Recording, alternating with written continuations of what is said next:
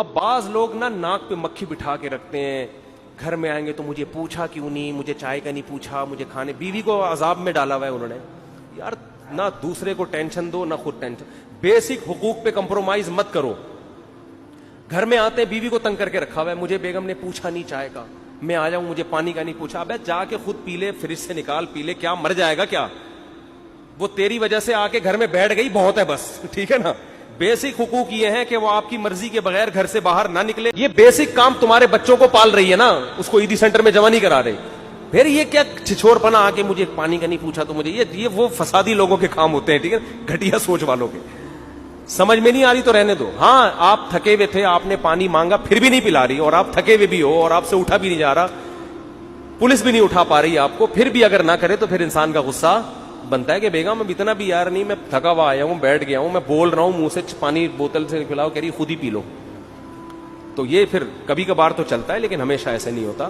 تو ناک پہ مکھی بٹھانے والا آدمی, متکبر آدمی, جس کو ہر وقت یہ ہو کہ مجھے کیوں نہیں پوچھا جا رہا, تو اس کو لوگ پوچھیں گے بھی تو یہ خوش نہیں ہوگا. تکبر سے, برین ہیمریج سے مرے گا یہ کمبخت, ٹینشن سے مرے گا.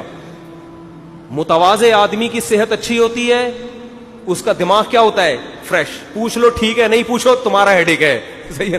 ہم تو ماں باپ کو کہتے ہیں بچوں کے بارے میں بھی یہی اصول رکھو. آج کل کی اولادوں سے خدمتوں کی توقع مت رکھو. یہ نئی 15ویں صدی کے بچے اسکولوں میں پتہ نہیں کیا کیا سیکھ رہے ہیں. کرنل نے مجھے بتایا کہ میں نے اپنی بیٹی سے کہا کہ پانی لے آ, کہتی انگلش میں اس نے کہا کہ جو کام انسان خود کر سکتا ہے وہ دوسروں سے نہیں کروانا چاہیے. باپ کی تو کھوپڑی گھومے گی نا.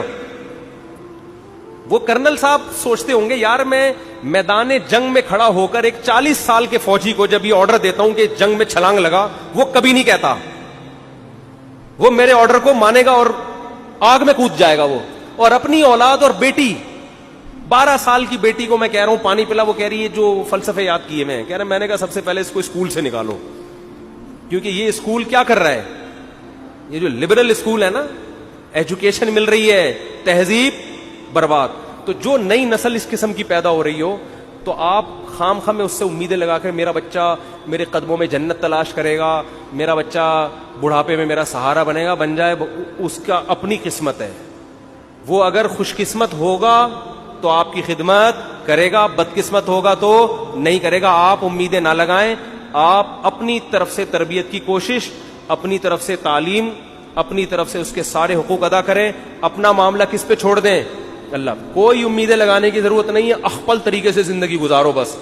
آپ بیوی کے حقوق ادا کرو, اللہ کا حکم ہے, بچوں کے حقوق ادا کرو, اللہ کا حکم. اللہ سے مانگو, وہ انسان کے بچے ہوں گے یا آپ کی خدمت کریں گے, عقل ہوگی, شعور ہوگا, آپ کی خدمت کریں گے, اور خوش قسمت ہوں گے اگر آپ کی خدمت کی انہوں نے.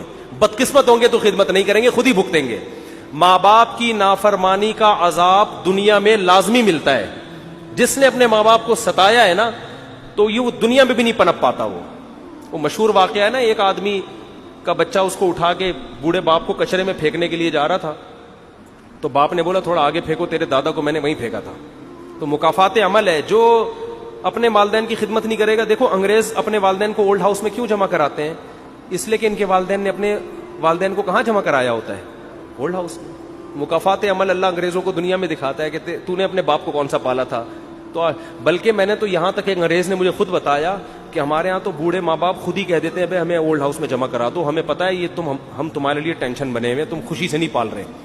تو ماں باپ خود کہتے ہیں ہمیں جمع کرا دو, ہمیں پتا ہے تم خوشی سے خدمت نہیں کرو گے ہماری. ایک گورے نے مجھے خود بتایا, سمجھتے ہو, خود ہی کہہ رہے ہوتے ہیں بھائی ہمیں پتا ہے یار یہ ہم عذاب بن رہے ہیں تمہارے لیے. تو کسی سے زیادہ امیدیں مت لگاؤ, آج کل کوئی کسی کا نہیں ہے بھائی. اللہ سے اپنا معاملہ صحیح رکھو, خدمت کرو, حقوق ادا کرو, اللہ اللہ کرو, خوشی خوشی بکریوں سے دل بہلاؤ. کا ایک بہت بڑا نسخہ ہے, تکبر ختم کر لو. گھروں میں جا کے یہ نہ پوچھا کرو مجھے پوچھا کیوں نہیں, میں گھنٹے سے بیٹھا ہوا ہوں, کیا عذاب بنایا ہوا ہے, پانی کا نہیں پوچھا, چائے کا نہیں پوچھا. ہاں ہوٹل میں بعض دفعہ انسان کو غصہ آتا ہے, آگے بس نکل رہی ہے اور وہ ہوٹل والا پوچھ نہیں رہا, تو پھر جا کے انسان, وہ تکبر کی وجہ سے نہیں, وہ ٹائم بچانے کی وجہ سے ہوتا ہے. سمجھتے ہو, تو گھر میں بیوی چائے کا پوچھ لے اچھی بات ہے, نہیں پوچھے خود ہی بنا کے پی جاؤ, یہ شکر ادا کرو. ٹینشن نہیں دے رہی, بس خوشیاں نہ دے, کوئی مسئلہ نہیں ہے, ٹینشن نہ دے بس. یہ بہت ٹینشن والی فری بیوی کسی کو مل جائے تو بس سمجھو خوشیاں ہی خوشیاں. آج کل مسئلے یہ ہے کہ نہ صرف یہ کہ خوشی نہیں دے رہی ہوتی, الٹا ٹینشن دے رہی ہوتی ہے. بعض خواتین جو بیان نہیں سن رہی, تو اگر آپ کی بیوی ٹینشن نہیں دے رہی بس بہت ہے. کسی نے میرے بارے میں تبصرہ کیا کہ ان کے اتنے گھر ہیں اور ناشتہ انڈا موڑ پہ کرتے ہیں, طنز کیا نا. تو میں نے کہا میرا گھر میں اللہ کا شکر ہے ناشتہ مجھے ملتا ہے, تو مجھے وہ پراٹھے اچھے لگتے ہیں باہر کے, وہ گھر میں بن نہیں سکتے وہ, تو اس لیے کھا رہا ہوتا ہوں. تو فسادی لوگ ہیں, کچھ بھی کرتے رہتے ہیں بیٹھ. یوں بھی تو کر سکتے تھے, اتنے اچھے ہیں کہ ناشتے کی ٹینشن بھی گھر والوں کو نہیں دی انہوں نے, ناشتے کی ٹینشن بھی گھر والوں کو نہیں دی, اتنے اچھے ہیں. یہ بھی تو کہہ سکتے تھے نا.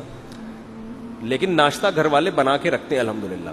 میں مجھے ویسی بچپن سے وہ عادت پڑ گئی ہے. شاہ فیصل کالونی ہماری پھپھو رہتی تھی, وہاں جاتے تھے تو ہمارے وہ کزن ہیں, وہ ہوٹل کے پراٹھے لے آتے تھے. وہاں سے جو چسکا لگا ہے, مجھے لگ رہا ہے دنیا چھوٹ جائے گی, پراٹھا نہیں چھوٹے گا. مزہ اس میں ایسا آ گیا.